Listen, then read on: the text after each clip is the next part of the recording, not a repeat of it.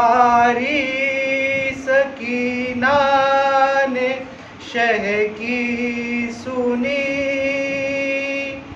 اور جواباً وہ بس اتنا کہتی رہی، اچھا بابا سلانے تو آؤ سفر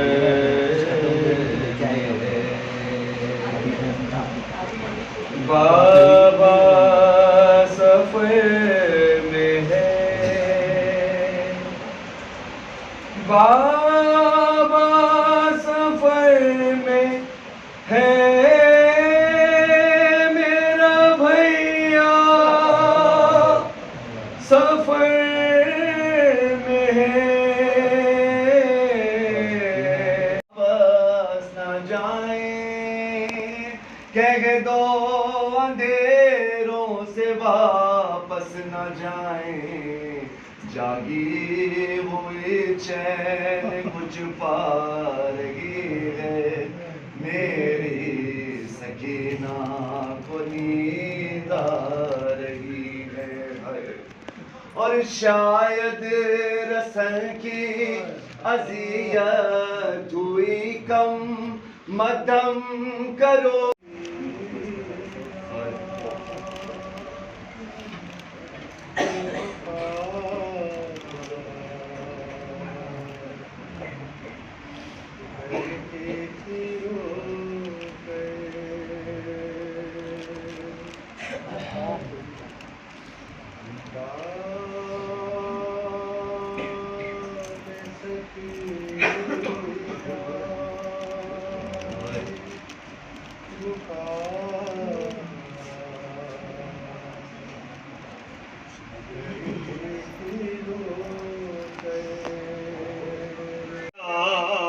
سے خشک ہے، رسی سے گلا ہے زخمی، اور اس پر مجھے رونے بھی نہیں دیتے شکی، ارے کھڑکیاں شمر جو دیتا ہے تو پھٹتا ہے جگر، زندہ میں سکینہ یہ بکا کرتی تھی رو کر، اور نیند آتی نہ تھی ریحان جسے وہ بچی، نیند آتی نہ تھی ریحان جسے وہ بچی، سو گئی شام کے زندان میں یہ کہتی ہوئی، ارے سوں گی چین سے جب جاؤں گی زندان سے گھر، زندان میں سکینہ یہ بکا کرتی تھی رو کر، میری سکینہ زندہ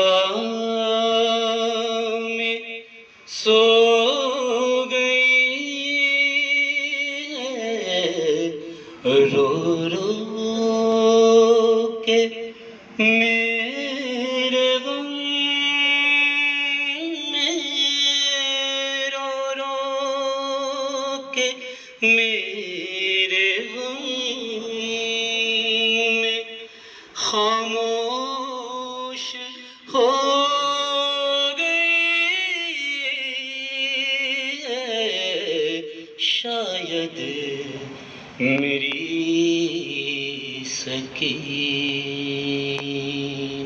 تعالى وقوله الحق بسم اللہ الرحمن الرحیم من عمل صالحا من ذکر او انثى وهو مؤمن ولنحيينه حیاة طیبہ. صلوات پڑھ محمد. واقف ہے. وہ بندہ مومن بھی تھے، عابد بھی تھے، زاہد بھی تھے، شاعر بھی تھے، ذاکر بھی تھے. کوئی ایسی فرش ازا نہیں ہے جس پہ مرحوم نہ تشریف رکھتے ہوں گے. ہر مجلس میں ان کی شرکت برابر سے رہا کرتی تھی اور اسی انداز سے. اگر نام مختار تھا تو دلیری میں بھی مختار تھے، جرت میں بھی مختار تھے، ہمت میں بھی مختار تھے. ان کے ہر آواز میں وہی لہجہ ہوتا تھا جو وقت کے مختار کا ہونا چاہیے، جو وقت کے مختار کا ہونا چاہیے. پوری زندگی مرحوم نے عبادت میں گزاری ہے. میں 2004 میں اس بمبئی میں ایران سے آیا تھا حوزہ علمیہ مرتضویہ میں پڑھانے کے لیے، اور اسی وقت یہ شرف حاصل ہوا تھا کہ میں آپ کی سرزمین یعنی مالونی میں امام جمعہ بنا تھا. اور میں نے الحمدللہ 2011 تک، یہ بچے بہت چھوٹے تھے، بعض بڑے ہو گئے ہیں، 2011 تک اس فریضے کو انجام دیا. لیکن کچھ مومن بزرگ ایسے تھے کہ جنہوں نے مجھے اپنے بیٹے کی طرح سمجھا اور ہماری حوصلہ افزائی کیا. انہی میں سے ایک مومن کا نام مختار حسین ہے. ایک مومن کا نام کیا ہے؟ مختار حسین ہے. آپ یقین کیجئے ترکی میں روزہ دار بھی تھے، روزہ بھی رکھتے تھے وہ، اور میں نے عرض کیا کہ وہ شاعر اہل بیت بھی تھے، وہ ذاکر بھی تھے. وہ اکیلے کھڑے ہو جاتے تھے لوحہ پڑھنے کے لیے. وہ خود ایک انجمن ہے. آج جب تک ہم نوا نہ ہو لوگ لوحہ پڑھنے میں گھبراتے ہیں، لیکن میں نے ان کو دیکھا ہے کہ وہ شبیداریوں میں اکیلے کھڑے ہو جاتے تھے اور نوحے کو پڑھتے تھے. ظاہر سی بات ہے ان کے نوحے کو آپ قبول کریں نہ قبول کریں، شہزادی کونین ضرور قبول کیا کریں. صلوات پڑھیں محمد. آج آپ دیکھتے ہیں جلوس کی طرف. آج یہ جلوس جب چند لوگوں کے ساتھ نکلا تھا، جب وہ آبادی نہیں تھی تب یہ جلوس نکالا تھا. آج وہ جلوس ہزاروں کی تعداد میں شامل ہو گیا. ایک مومن کا اخلاص ہوتا ہے، کس خلوص کے ساتھ فرش ازا بچھاتا ہے، کس خلوص کے ساتھ جلوس نکالتا ہے. جب تک خلوص باقی رہے گا ان میں تھا، اور جب تک ان کے فرزندوں میں جو خلوص باقی رہے گا اس جلوس کی شان و شوکت بھی ویسے ہی باقی رہے گی.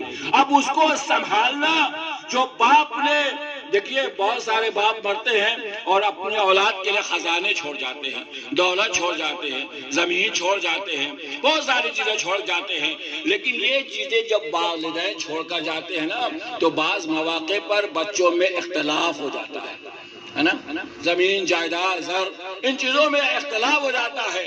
لیکن اگر کسی کا باپ دین چھوڑ کر گیا ہے تو اس کے بچوں میں اتحاد رہے گا، اختلاف نہیں ہوگا.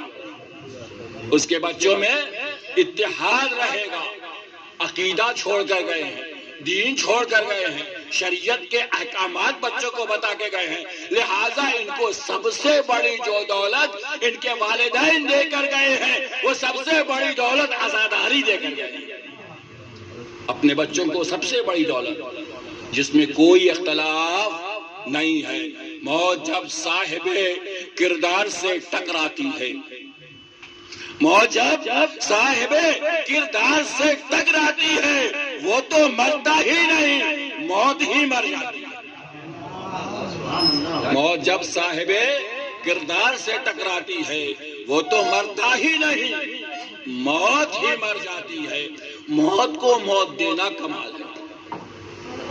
انسان اپنے کردار کو اتنا بلند کرے، اتنا اونچا کرے کہ جب وہ مولا فرماتے ہیں نہج البلاغہ میں کہ مومن کی پہچان میں کہ مومن کسے کہتے ہیں، جب وہ زندہ رہے تو لوگ اس سے ملاقات کے خواہش میں، اور جب دنیا سے چلا جائے تو لوگ اس پر آنسو بہائیں، لوگ اس پہ آنسو بہائیں. زندہ رہے تو ملاقات کے خواہش مند، اور دنیا سے چلا جائے تو لوگ اس پر گریہ ازاری کریں، اس کو یاد رکھیں کہ ایک مومن ہمارے درمیان میں تھا، ہماری نصیحت بھی کیا کرتا تھا، ہمیں علم دیا کرتا تھا، ہمیں عقیدہ بھی بتایا کرتا تھا، ہمیں فضائل بھی سمجھایا کرتا تھا، ہمیں اشعار بھی سنایا کرتا تھا۔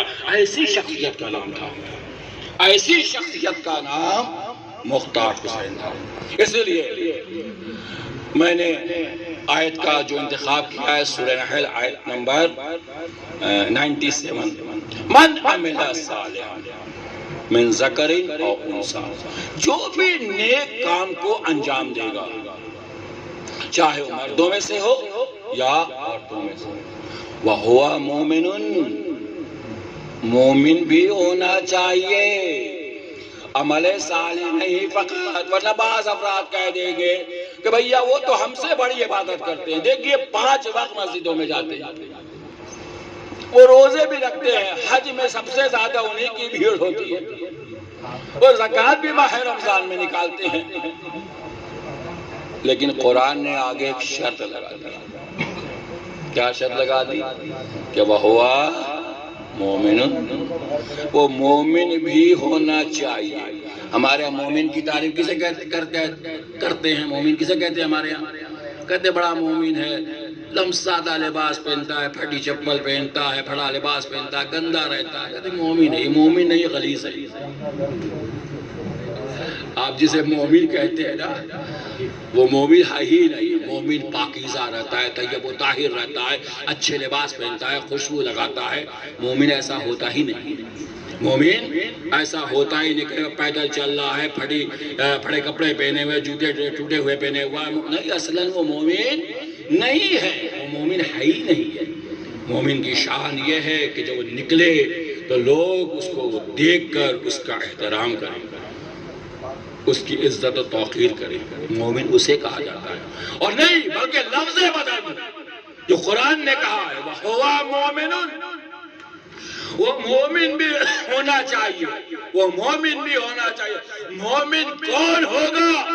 جو امیر المومنین والا ہوگا۔ یا علی حب کا ایمان، علی تمہاری ہی محبت ایمان ہے، وَبُغْضُ کا کفر و نفاق، علی تمہاری دشمنی کفر و نفاق ہے۔ اسی لیے اگر پیغمبر اسلام کی 23 سالہ اگر حیات طیبہ کو آپ اٹھا کر دیکھیں، تبلیغی زندگی 23 سالہ، 13 سال مکی اور 10 سال مدنی زندگی کو اگر آپ اٹھا کر دیکھیں تو رسول نے اپنی 23 سالہ زندگی میں 2 ہی پیغام پہنچایا۔ آپ تعجب نہیں کریں گے، پیغمبر اسلام نے اپنی 23 سالہ تبلیغی زندگی میں 2 ہی پیغام کو پہنچایا ہے، یا تو توحید کو پہنچایا ہے یا ولایت علی کو پہنچایا ہے۔ یا پیغام توحید کو پہنچایا ہے یا ولایت علی کو پہنچایا ہے۔ ولایت جب توحید کو پہچانوانا ہوا تو ابو طالب کے گھر کا استعمال کیا۔ پہلی کانفرنس کہاں ہوئی ہے؟ کس جگہ ہوئی ہے؟ خانہ ابو طالب میں ہوئی ہے، خانہ ابو طالب میں ہوئی ہے۔ ابو طالب کے ایمان پہ بات نہ کرو کہ ابو طالب مومن تھے یا مومن نہیں تھے۔ جب وفات پیغمبر کے بعد جب حالات پیدا ہوئے تو لوگ آگے کچھ کہنے لگے، یا علی ابو کا فی النار۔ مولا سنتے تھے ڈال دیتے تھے، مولا سنتے تھے ڈال دیتے تھے۔ ایک دن ایک شخص پھر آگے کہتا، یا علی ابو کا فی النار۔ تو مولا نے اس کو دیکھا، کہا جس کا بیٹا قسیم النار والجنہ ہو اس کا باپ ابو کا فی النار۔ ارے اپنے باپ کے بارے میں سوچو، ہمارے باپ کے بارے میں مت سوچنا۔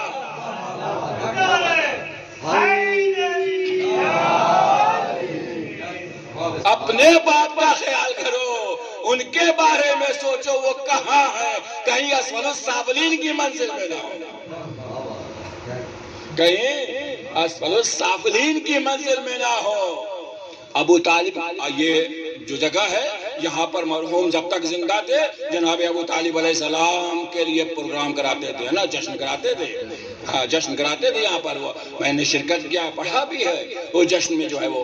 تو لہذا تم اپنے باپ کے بارے میں سوچو، میرے باپ کے بارے میں نہ سوچو. میرا باپ مومن نہیں بلکہ اوصیہ تھا، میراث پیغمبر کو سنبھالنے والا تھا. میرا باپ کون تھا؟ میراث پیغمبر کو سنبھال کر آخری نبی تک پہنچانے والے کو ابو طالب کہا جاتا ہے. آخری نبی تک اس میراث کو پہنچانے والے کو کیا کہتے ہیں؟ ابو طالب کہا جاتا ہے. تو اسلام کی اچھا دیکھیے کہہ دیا جاتا ہے کہ شیعہ لوگ تقیہ کرتے، تقیہ صحیح نہیں، بڑے سارے خرافات ہوتے ہیں. جبکہ اسلام کی پہلی دعوت ہی تقیہ سے شروع ہوئی ہے.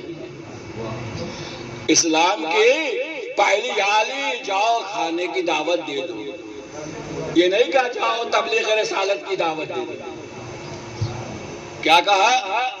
کھانے کی دعوت ہے، تبلیغ رسالت کی دعوت نہیں ہے. اس کا مطلب ہے کہ اسلام کا آغاز ہی تقیہ سے ہوا ہے، پہلے ہی دن تقیہ ہے نا. تو لہذا پہلی کانفرنس کہاں ہوئی؟ خانے ابو طالب میں ہوئی. اور جب ابو لہب بار بار اٹھ کر مجمع کو منتشر کر دے رہا تھا اور جب مجمع چلا جا رہا تھا، ابو طالب نے ایک دن دیکھا، 2 دن دیکھا، چونکہ دعوت صرف خاندان ہاشم کو تھی، خاندان والوں کو تھی، تو لہٰذا وہی خاندانی والے آتے تھے، غیر تو آتے نہیں تھے. اس دعوت میں خاندان والوں کو بلایا جاتا تھا. ابو لہب کون تھا؟ سگا چچا تھا. 2 دن اس نے جو ہے وہ مجمع کو منتشر کر دیا، کھڑا ہوا، اپنا ہال فال بکنے لگا، جو بھی کہتا تھا مجمع چلا جاتا تھا.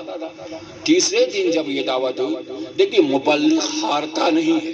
آپ یہ نہ سمجھیے کہ وہ گھر بیٹھ گیا تو ہار گیا ہے. میرا مولا بھی 25 سال خاموش رہا ہے. اس کا مطلب ہے کہ علی کی خاموشی جو ہے وہ علی کی امامت کو ختم نہیں کرتی ہے. یہ نہ سمجھیے گا کہ کوئی اپنے گھر بیٹھ گیا ہے تو وہ دین سے ہٹ گیا ہے، علم سے ہٹ گیا ہے. اس کا مطلب یہ نہیں سمجھیے گا.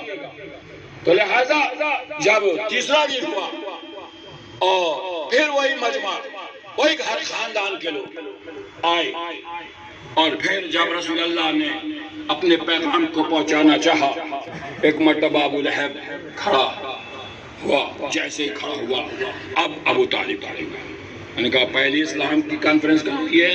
خانے ابو طالب. پیغام توحید کا آغاز کہاں سے ہوا ہے؟ خانے ابو طالب میں. خانے ابو طالب میں توحید کا اعلان کہاں ہوا ہے؟ خانے ابو طالب میں. توحید کا اعلان کہاں ہوا ہے؟ خانے ابو طالب میں. جیسے ہی دیکھا کہ وہ کھڑا ہوا نا، ابو طالب نے اس کو دیکھا، اس کی اتنی جرأت، میری موجودگی میں 2 دن سے یہ کھڑا ہو کر مجمع کو منتشر کر دے رہا ہے. ایک مرتبہ دیکھا، اس کے بعد اب ابو طالب کھڑے ہوئے، اور کھڑے ہونے کے بعد کہا اسکت، خاموش ہو جا. جیسے ہی کہا خاموش ہو جا، پورا مجمع سناٹے میں آ گیا. جیسے ہی ابو طالب نے کہا، شاید یہی اسکت جو ہے جناب زینب نے کوفے میں استعمال کیا تھا. یہی وہی دادا والا انداز تھا کہ تاریخ نے لکھا کہ انسان کیا، حیوانوں کے گلے میں جو گھنٹیاں بجی تھی وہ بھی بجنا رک گئی تھی، وہ بھی بجنا رک گئی تھی. وہی دادا والا انداز جو دادا نے ابو لہب کو کے لیے استعمال کیا تھا. کہا بیٹھ جا، خاموش ہو جا، بیٹھ، اجلس بیٹھ جا. ڈانٹ کے ابو طالب نے بیٹھا. اب مجمع سکتے میں حیران ہے کہ یہ کیا ہو گیا، انہوں نے تو ڈانٹ کے بیٹھا دیا اس کو، اب آگے کیا ہوگا. اب اس کے بعد نبی کریم کی طرف مخاطب ہو گیا اور وہی کہا جو بعد میں قرآن نے کہا. اس کا مطلب کیا ہوا؟ ابو طالب پہلے کہتے ہیں، قرآن سے دہراتا ہے. ابو طالب پہلے کہتے ہیں، قرآن اسے بعد میں دوہرا کر کتاب میں جگہ دیتا ہے تاکہ ابو طالب کے کلمات قیامت تک باقی رہ جائے۔ ارے جس کے کلمات قرآن بن جائے کیا وہ جہنم میں جائے گا؟ تو ہو جاؤ میرے سید و سردار، انہی کا بیٹا بھتیجا کھڑے ہو۔ کیا کہا ابو طالب صاحب نے؟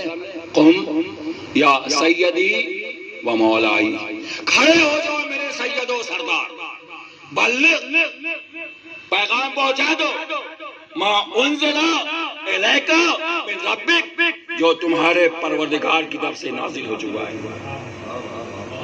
کس نے کہا؟ دعوت اسلام کا آغاز ہو رہا ہے، توحید کا پرچم بلند ہونے والا ہے، پیغام توحید کو پہنچایا جا رہا ہے۔ ابھی آغاز توحید کے وقت ابو طالب نے اپنے بھتیجے کو کھڑے ہو کر یہ کہا، قم یا سیدی، اے میرے سید و سردار، کھڑے ہو جاؤ، بلغ پہنچا دو، ما انزل الیک من ربک۔ کس رب کی بات کر رہے ہیں؟ اس کا مطلب یہ ہے کہ جو میسج رسول اسلام تک آیا تھا وہ میسج سب ابو طالب نے پڑھ لیا تھا، ورنہ کیا کہہ رہے ہیں؟ بلغ پہنچا دو، ما انزل الیک من ربک، جو تمہارے رب کی طرف سے نازل ہو چکا ہے۔ اے ابو طالب، آپ کو کیسے پتا کہ رسول پہ کون سا پیغام نازل ہوا ہے؟ اس کا مطلب تو یہی ہوا نا کہ ابو طالب نے اس پیغام کو پڑھ لیا تھا، ابو طالب نے اس پیغام کو پڑھ لیا تھا۔ بلغ پہنچا دو، آج دیکھتے ہیں کس میں ہمت ہے جو تمہارے پیغام کو روک دے۔ بلغ پہنچا دو، ما انزل الیک من ربک، جو تمہارے پروردگار کی طرف سے تم پر نازل ہو چکا ہے، نازل ہو چکا۔ اس کا مطلب یہ ہوا کہ اللہ کا پیغام بندوں تک بعد میں پہنچا، ابو طالب تک پہلے پہنچ گیا۔ اللہ کا پیغام بندوں تک بعد میں پہنچا، ابو طالب تک پہلے پہنچ گیا۔ پہنچا دو، اب وہ جرأت و ہمت و طاقت ملی۔ میں نے عرض کیا نا کہ ہر انسان کا حوصلہ اس وقت بڑھتا ہے جب کوئی بزرگ اس کی حوصلہ افزائی کرتا ہے۔ میں نے عرض کیا تھا، میں آیا تھا یہاں پر 4 میں، تو ظاہر سی بات ہے میں کسی کو نہیں جانتا تھا یہاں پر، چند بزرگوں نے حوصلہ افزائی کی، ہر مقام پہ، ہر منزل پر انہوں نے میری حوصلہ افزائی کیا۔ نتیجہ یہ ہوا کہ ان کی حوصلہ افزائی سے میں آگے بڑھتا رہا۔ تو لہذا ہر زمانے میں کوئی نہ کوئی بزرگ ہوتا ہے جو حوصلہ افزائی کرتا ہے۔ جیسے ابو طالب نے حوصلہ افزائی کیا، پیغمبر اسی شان و شوکت کے ساتھ کھڑے ہو گئے، شان و شوکت کے ساتھ کھڑے ہو گئے، اللہ کے پیغام و میسج کو پہنچا دیا۔ قدرت نے آواز دیا، اے میرے حبیب، آج جس اہتمام سے ابو طالب نے توحید کے میسج کو پہنچوایا ہے، کل اسی اہتمام سے تمہیں ولایت علی کے میسج کو پہنچانا ہے۔ کل رسول پہ ابو طالب کا احسان تھا، نہیں بلکہ اللہ پر بھی احسان تھا۔ اگر ابو طالب نہ ہوتے تو نہ ولایت پہنچ، نہ توحید پہنچ پاتا، نہ نبوت پہنچ پاتی۔ صلوات پڑھے پر محمد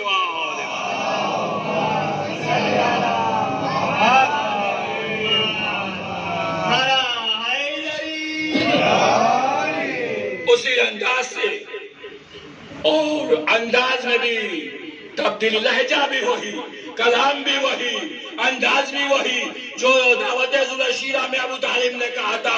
پلٹ کے خدا نے رسول سے کہا، یا ایھا الرسول بلغ ما انزل الیک من ربک۔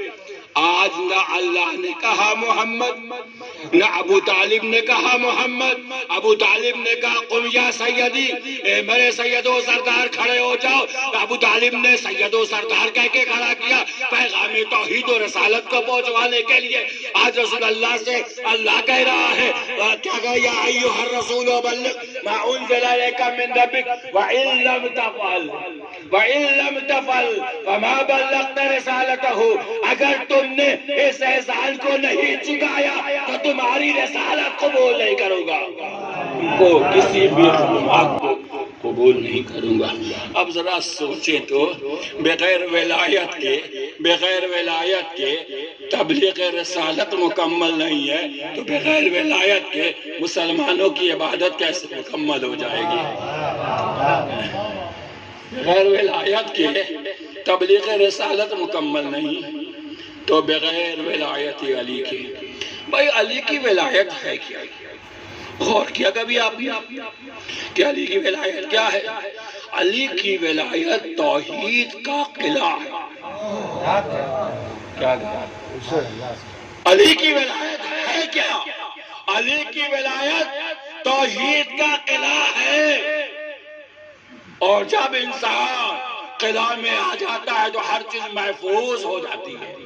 علی کے قلعہ میں جو داخل ہو گیا اس کی توحید بھی محفوظ ہے، اللہ کی عدالت بھی محفوظ ہے، نماز بھی محفوظ ہے، روزے بھی محفوظ ہے، قیامت بھی محفوظ ہے، عمل صالحات بھی محفوظ ہے۔ جو قلعہ ولایت میں داخل ہو گیا اور جو قلعہ ولایت سے ہٹ گیا، جو قلعہ ولایت کے قلعے سے جو ہٹ گیا، اب ان کی عقل پہ پتھر پڑ گیا۔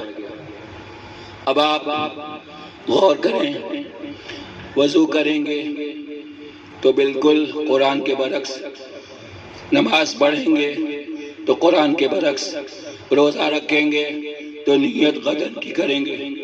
میں روزہ آج رکھ رہے ہو نا، نیت کرتے ہو کل کی، نیت کس کی کرتے ہیں؟ بس بھائی غدن کی کرتے ہیں، رسوم غدن۔ میں روزہ رکھتا ہوں کل کا، بھائی روزہ رکھتے ہو آج کا، 12 بجے رات کے بعد سب بدل جاتا ہے کہ نہیں؟ جو 12 کو نہیں مانے گا ویسے ہی بھٹکے گا، جو 12 سے ہٹے گا نا، جو 12 سے ہٹے گا وہ آج کو یوم کو نہیں مانے گا، غدن کو مانے گا۔ جو 12 سے ہٹے گا وہ یوم کو نہیں مانے گا، وہ غدن تک چلا جائے گا۔ اچھا سوال یہ ہے کہ آخر ایسا کرتے کیوں؟ غور کیا ابھی آپ یہ کرتے ہی کرایا جا رہا ہے انسان، یہ کرتے ہیں یا قدرت کا کچھ انتظام ہے کہ ان سے ایسے کروا دیا جائے؟ بولیے، کرتے ہیں یا قدرت کا کچھ انتظام ہی ایسا ہے کہ یہ کرنے پر اس طرح سے مجبور ہیں؟ قدرت کا انتظام ہے، یہ کرتے نہیں۔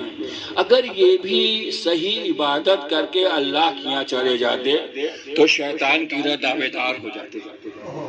کیا ہو جاتے؟ ایک شیطان کو اللہ دیکھ چکا نا کہ جب شیطان کو نکالا تو ایک مرتبہ شیطان نے کہا کہ ٹھیک ہے میں چلا تو جاؤں گا، لیکن جو اتنی عبادت کیا ہے اس کی تو اجرت چاہیے۔ تو اللہ نے عادل ہے، اللہ نے کہا ہاں تو نے تو عبادت تو کی ہے، سجدہ تو کیا ہے، عبادت تو کی ہے، بتا اجرت کیا چاہیے تجھے؟ کہا قیامت تک کی زندگی دے دے، اجر معین دے دے۔ بھائی اگر وہ عبادت نہ کرتا تو اللہ سے مانگتا اللہ سے نہیں مانگتا۔ اور اگر یہ بھی صحیح عبادت کر کے چلے جاتے تو قیامت میں کھڑے ہو جاتے، کہتے ہم پوری عبادت کر کے آئے ہیں لہٰذا ہم کو بھی کچھ اجرت چاہیے، اب تو زندگی مانگ نہیں سکتے تھے شیطان کی طرح۔ بھائی ایک تو شیطان لے کر چلا گیا، اب تو یہ بیچارے مانگ نہیں سکتے ہیں کہ ہمیں زندگی دے دو، تو اب کیا چاہیے ان کو؟ کہیں جنت چاہیے ہم کو، ہم عبادت کر کے آئے ہیں۔ اچھا عبادت کر کے آئے ہو، عبادت میں نماز کے لیے مقدمہ عبادت کیا ہے؟ کہ طہارت ہے، کہ طہارت کر کے دکھاؤ۔ جب تمہارا مقدمہ ہی غلط ہے، جب تمہارا مقدمہ ہی غلط ہے تو پھر نماز کی کیا بات کرنے آئے ہو؟ نماز ریجیکٹ ہو گئی، کہا اب تو روزہ تو رکھا ہے نا ماہ رمضان میں، کہا نیت کر کے کیا آئے ہو؟ بتا نیت کون سی کر کے؟ کہا غدن کا روزہ رہا آج کا سکینہ کے مصائب کو سنا۔ عزادارو جب 11 محرم کی صبح نمودار ہوئی نا اور جب بیویوں کو اونٹوں پہ جکڑ کے باندھا جانے لگا اور ساری بیویاں جب اونٹ پہ سوار ہو گئی تو ایک مرتبہ شمر لعین ایک اونٹ کو، ننگی پشت والے اونٹ کو، بڑا ہی تند اونٹ کو، اور ہاتھ میں رسی لیے ہوئے بھگاتا ہوا تیزی سے آیا۔ جب دیکھا لشکر والوں نے پوچھا، اے شمر یہ اونٹ اب کیا کرے گا، یہ رسیاں کیا کرے گا؟ اب ساری بیویاں تو اونٹ پہ سوار کر دی گئی ہیں، انہیں رسیوں سے باندھ دیا گیا ہے۔ تو شمر ملعون کہتا ہے ابھی تو تمہیں دکھاتا ہوں کہ روح عباس میرے فرات پہ کیسے تڑپے گی، ابھی حسین کا لاشا مقتل میں کیسے بے چین ہوگا۔ کہا یزید کون سا کارنامہ کرنے والا ہے کہ جسے روح عباس تڑپ جائے، مقتل میں حسین تڑپ جائیں؟ کہا دیکھ ابھی میں کیا کرتا ہوں۔ ایک مرتبہ شمر ملعون جو ہے اونٹ اور رسیوں کو لیے ہوئے بیویوں کی طرف سے گزرنے لگا، ان کی صفوں سے گزرنے لگا۔ گزرتے گزرتے جناب رباب تک پہنچتا ہے، اور جناب رباب سے جب آگے پہنچتا ہے تو جناب زینب کے پاس آتا ہے۔ کیا دیکھتا ہے کہ ایک بچی زینب کی گود میں بیٹھی ہے۔ جناب سکینہ نے جیسے شمر کو دیکھا اپنی پھوپھی اماں سے لپٹ گئی، اے پھوپھی اماں، ارے یہ وہی تو ہے نا جس نے تماچے مارے ہیں، اے پھوپھی اماں، ارے یہی وہ لعین ہے بابا کی شہادت کے بعد جس نے ہمیں تماچا مارا۔ اب جناب سکینہ سہمی ہوئی پھوپھی سے لپٹی ہوئی ہے۔ شمر ملعون آگے بڑھا، زبان جل جائے، وہ جملہ زبان سے استعمال نہ ہو پائے، لیکن عزادارو سنو گے، ایک مرتبہ شمر لعین آگے بڑھا، اور آگے بڑھنے کے بعد سکینہ کے بالوں میں ہاتھ ڈالا، سکینہ کے بالوں میں ہاتھ ڈالا، اور ڈالنے کے بعد ارے زینب سے لیا، لینے کے بعد اس کی ننگی پوچھ میں باندھ دیا۔ سکینہ کے مصائب سنو، بہت ہی حسین کی مظلومہ بیٹی کا نام سکینہ ہے۔ عزاداروں، سکینہ کو کب پانی نصیب ہوا تاریخ نے نہیں لکھا، میں اتنا ضرور لکھا ہے کہ سکینہ کی ہڈیاں پیاس سے خشک ہو چکی تھی، سکینہ کی ہڈیاں بھی پیاس سے خشک ہو چکی تھی، اتنا پیاسی تھی جناب سکینہ۔ عزادارو، یہ قافلہ بڑھتا رہا، کوفہ آیا، اور پھر کوفے سے قافلہ شام آ گیا۔ شام میں یہ قافلہ درباری یزید میں آیا۔ ایک مرتبہ یزید نے ایک چھوٹی سی بچی کو دیکھا جو اپنے چہرے پہ ہاتھ رکھے ہوئے ہے، کبھی گلے کے تک لاتی ہے، کبھی چہرے پہ ہاتھ رکھتی ہے۔ ایک مرتبہ شمر سے پوچھتا ہے شمر یہ کون سی بچی ہے؟ کہا اس کا نام سکینہ ہے، حسین کی بڑی لاڈلی بیٹی ہے۔ اس وقت تک اس کو نیند نہیں آتی تھی جب تک بابا کے سینے پہ نہ لیٹ جاتے تھے۔ ارے مقتل میں بھی آتا، شام غریبہ میں بابا کے سینے پر لیٹی ہوئی تھی۔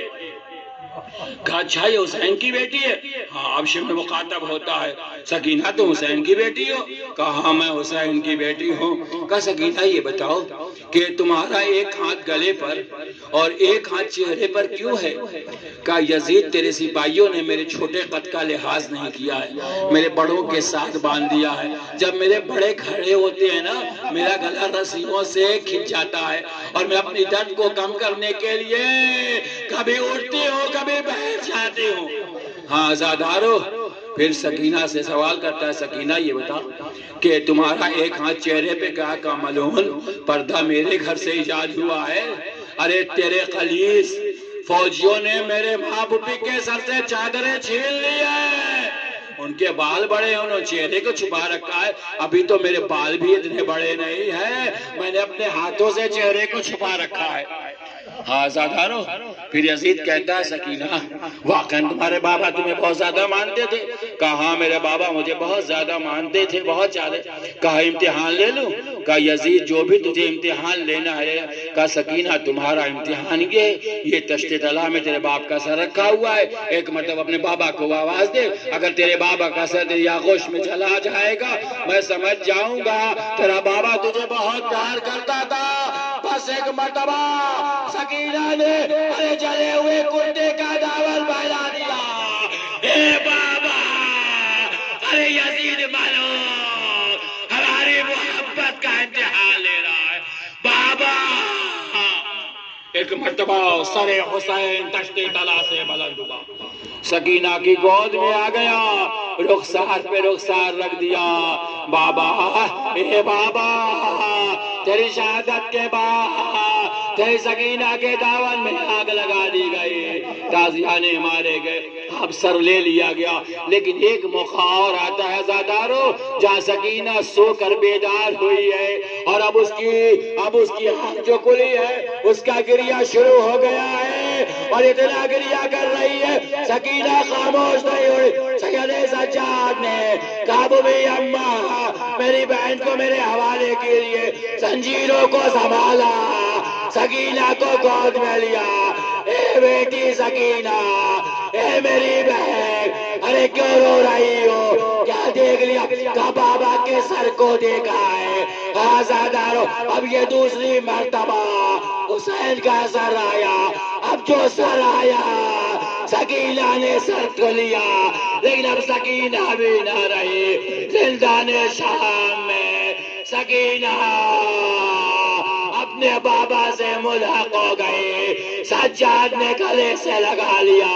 اے بوبی اماں، اصغر کو باطل میں چھوڑ دیا.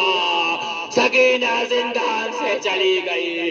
اے بوبی اماں، اب نہ میرا بھیا اصغر ہے، نہ میری بہن سکینہ ہے. سکینہ دنیا سے بابا کے پاس چلی گئی. اس مختصر سی عبادت کو قبول فرما. معبود مرحوم کو جہاں رحمت کی جگہ عنایت فرما، ان کے درجات کو بلند فرما، ان کی روح کو شاد فرما. معبود ان کے بچوں کو توفیق عطا فرما کہ ہر سال اپنے باپ کی یاد کو باقی رکھیں. معبود محمد والے مت کا واسطہ حاضرین کی تمام حاجات کو پوری فرما. معبود جو مقروض ان کی قرض کو غیب سے ادا فرما، جو بے روزگار روزی عنایت فرما. معبود ان جوانوں کو سلامت رکھنا جب تک ظہور حجت نہ ہو جائے. معبود محمد والے مت کا واسطہ حجت ظہور میں تعجیل فرما، ہمیں ان کے ناشر مددگار میں شمار فرما. اللہم تقبل منا انک انت السمیع العلیم وانک انت سمیع الدعاء. ایک مرتبہ سورہ الحمد اور 3 مرتبہ سورہ توحید کی تلاوت فرما کر مرحوم و مقبول جناب مختار حسین ابن اظہار حسین کی روح کو سارے ثواب کر دیں. اس کے بعد ماتم حسین. پکار بابا قید خانے میں رو رو کے سکینہ، پکار بابا قید خانے میں رو رو کے سکینہ،